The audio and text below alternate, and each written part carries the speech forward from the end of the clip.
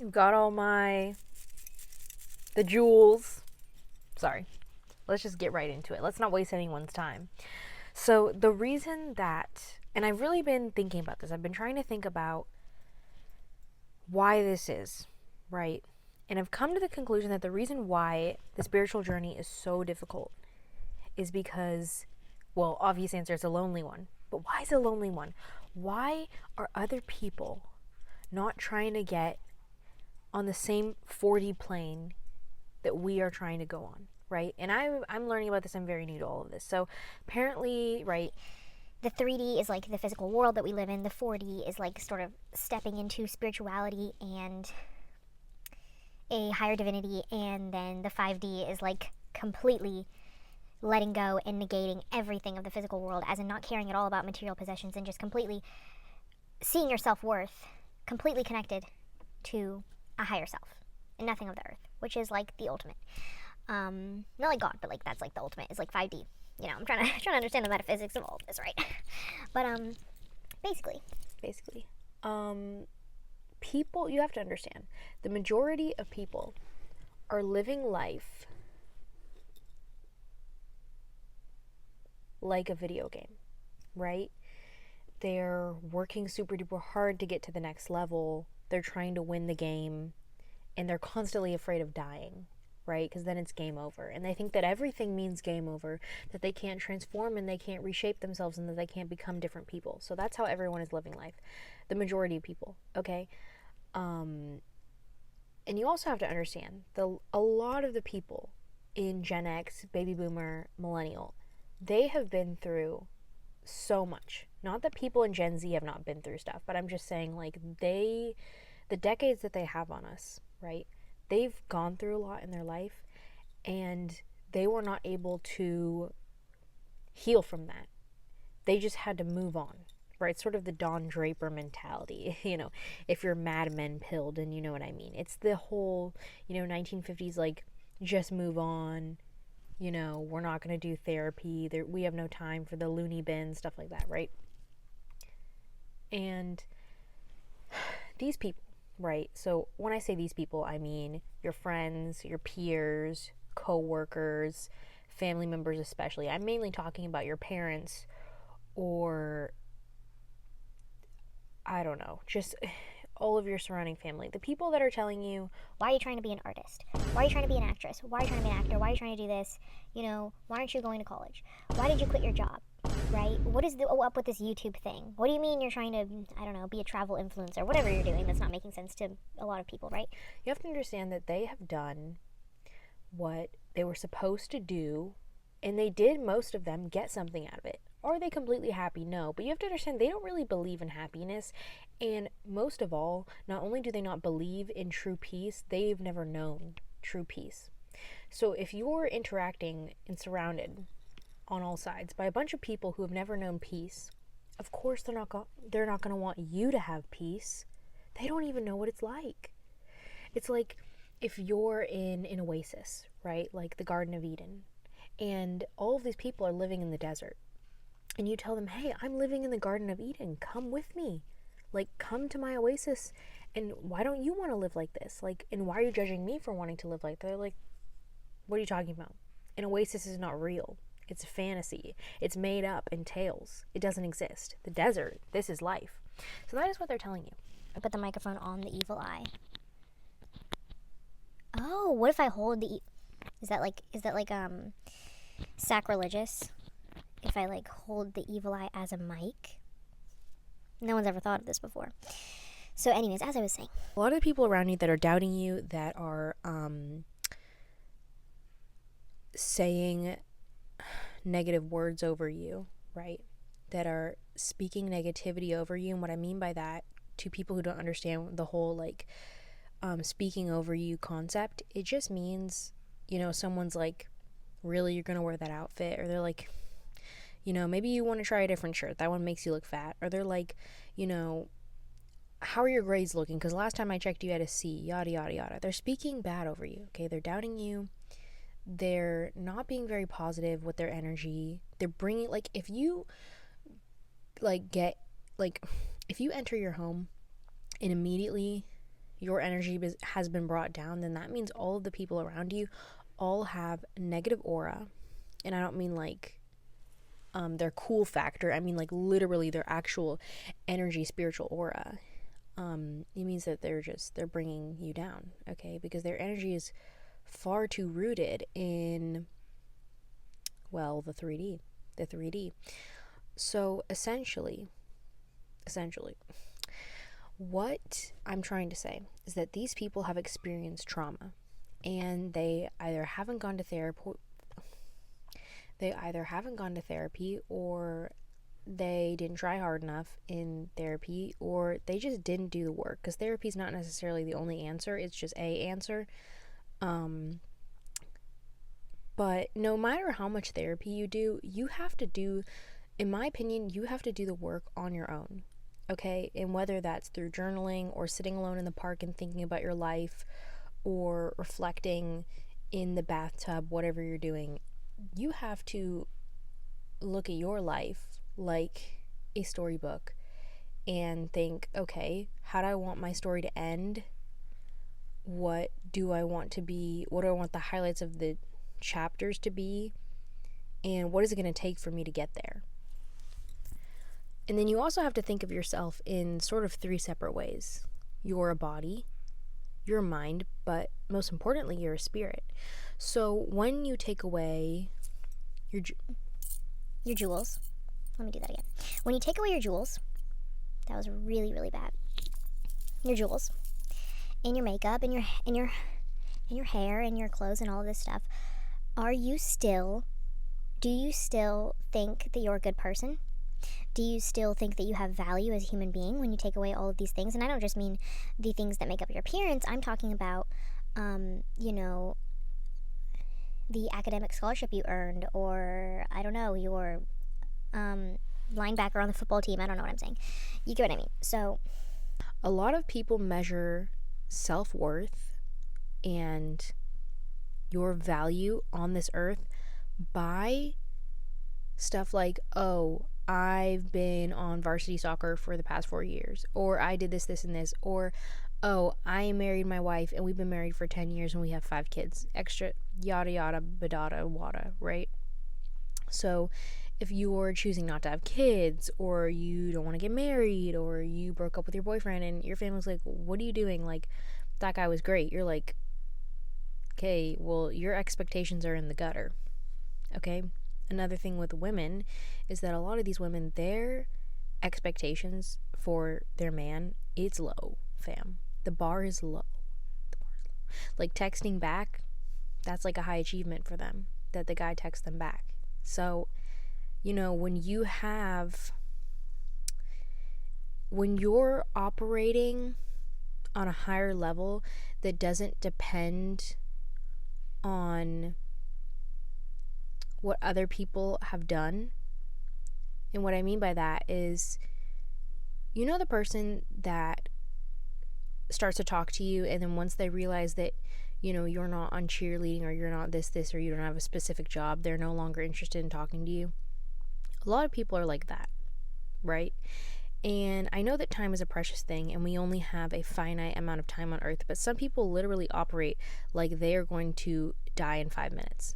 And sure, that could be true. You could end up dying in 5 minutes, but you don't need to go about life trying to maximize your time. Like, you don't have to wake up at 5 a.m., work out from 5 to 5:30, make oats from 5:30 to 5:45, and then take 3 everything showers to maximize your cleanliness. Like, what are we doing? Like, you don't have to do all of that. To me, the true way of existence, the way that the world was born, is not at all the way that we're all living now. And I know what you're thinking. Hello, capitalism. That's capitalism's fault. Well, yes. And also the fact that somehow capitalism has managed to grab onto your guys' minds and convince and erase the memory that we actually have everything we need on this earth for free.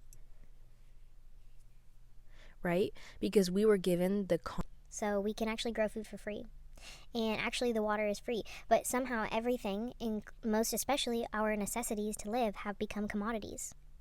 Like that Lorax movie where they started bottling the air up, that's not even that far-fetched, okay?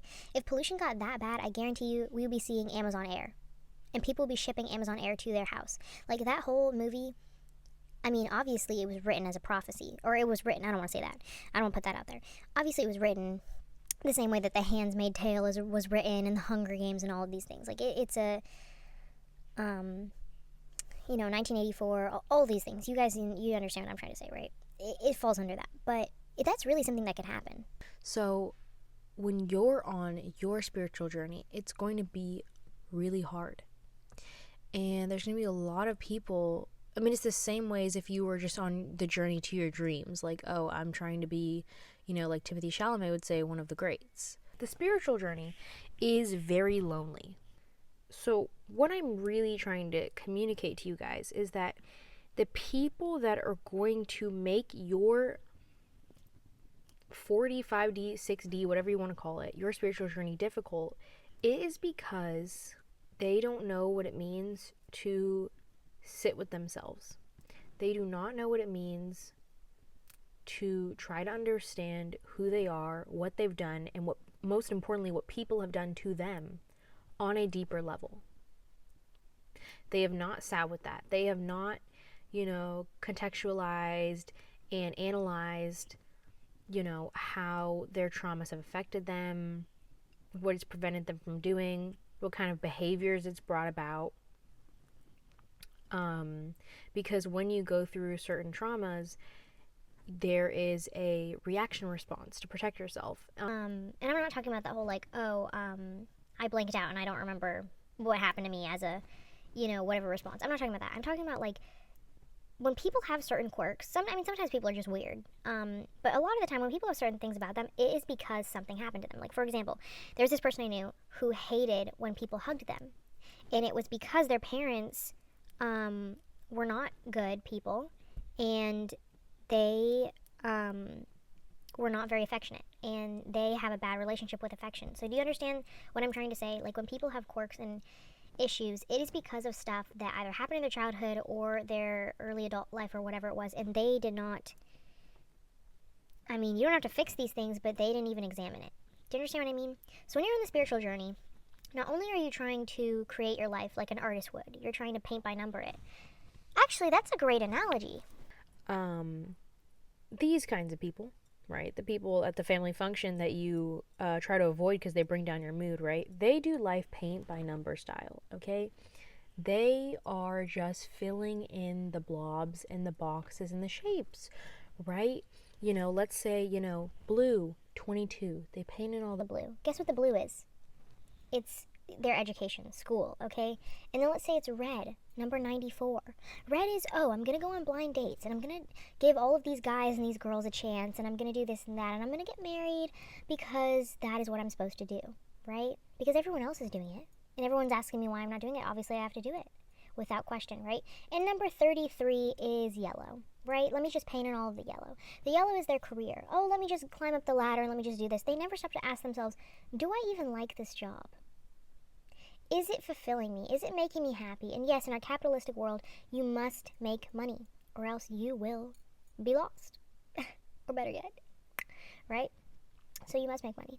But these people, have all of these issues, and a lot of it will stem from their work life, and they don't even question that. Sometimes they're even in a position to be able they're financially stable enough to be able to go out and look for a new job, and they don't do that. They just stay at the same job. So do you see what I'm saying? It's just all of these things. So they're painting by number, and they're filling in all of the colors, checking all of the boxes, doing things willy-nilly until they've got a painting. But they didn't get there of their own volition. They didn't get there because they trusted their intuition and their inner self and the chakras and whatever, right?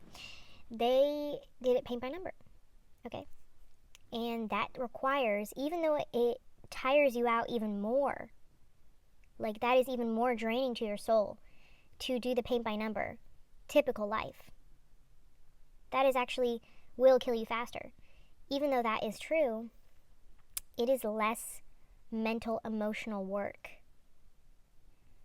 to do the paint by number. Are you seeing what I'm saying? It takes a lot more mental strength to do the spiritual route.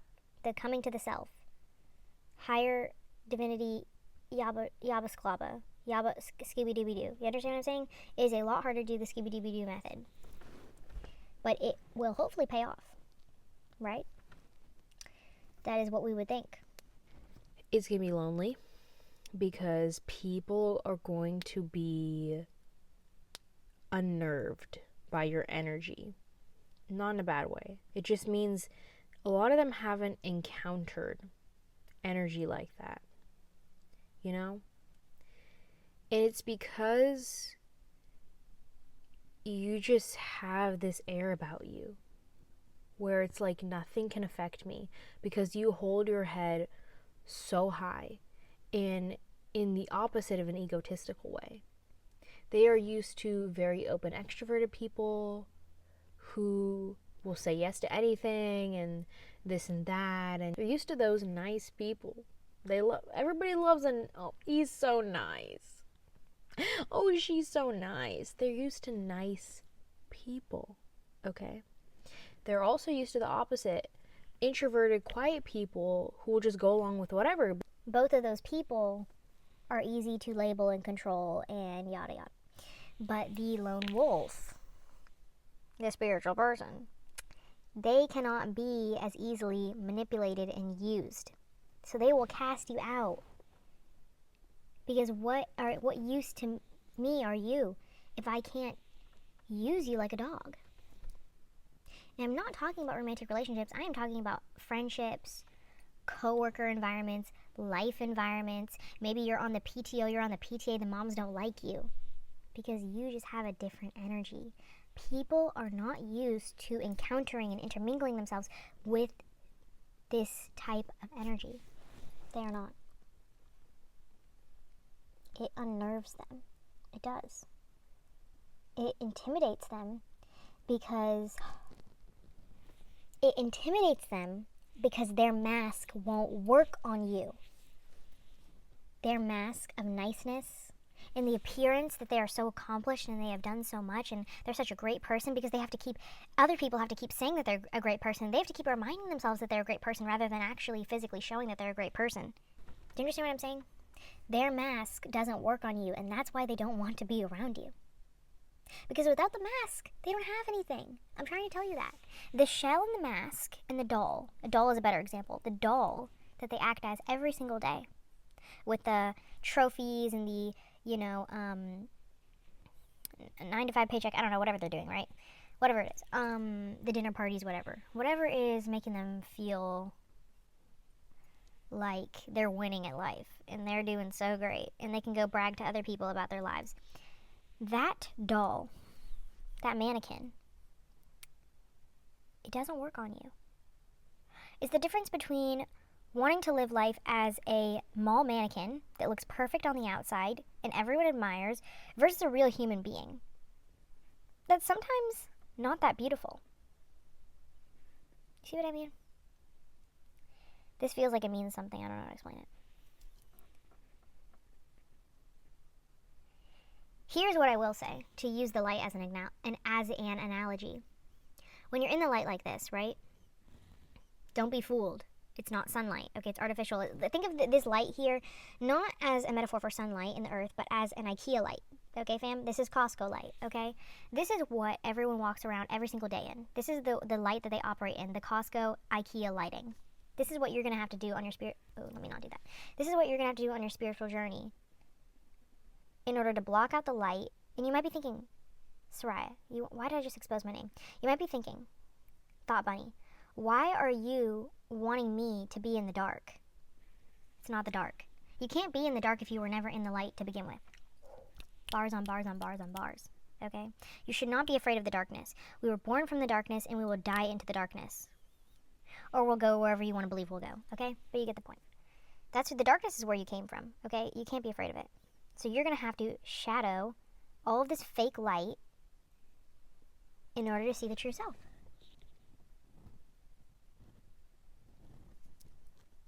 Did that make sense? Very, very important note. And also I got a little bit of a zing in me because I finished all my coffee. So people do not listen.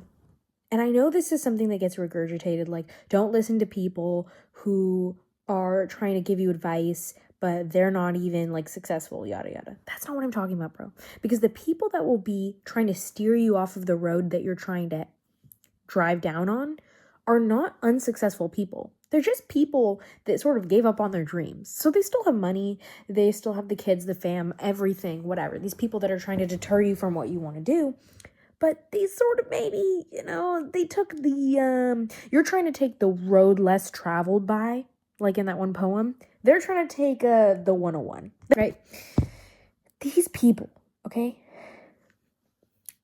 They don't know what it is like to be so creative that all of these things are just pouring out of them. People will be giving you advice like, oh, just, go to college and study this or do that and yada yada. It doesn't really matter what the advice is. I could say anything, okay? They're going to be giving all this crappy advice. And they don't have the same fire that you have in you. They don't have the same talents. And they don't harbor the same deep-seated and magnificent creativity within them that you do. If you wanted to be an artist, right, you would surround yourself with different people for inspiration, and you would surround yourself with artists in the art world. You would not go to the investment banking plaza where all the investment bankers frequent and buy their Pliables and their Kava and their Chipotle. You wouldn't go there if you wanted to be an artist. Does that make sense? Do you have burning questions running through your mind? Do you want to know the answers about the universe, time, love, or the trivialities of pop culture? Well, you've come to the right place. The Thought Bunny is an entity, a space, a girl. The Thought Bunny has an answer to all of your biggest questions. So ask away.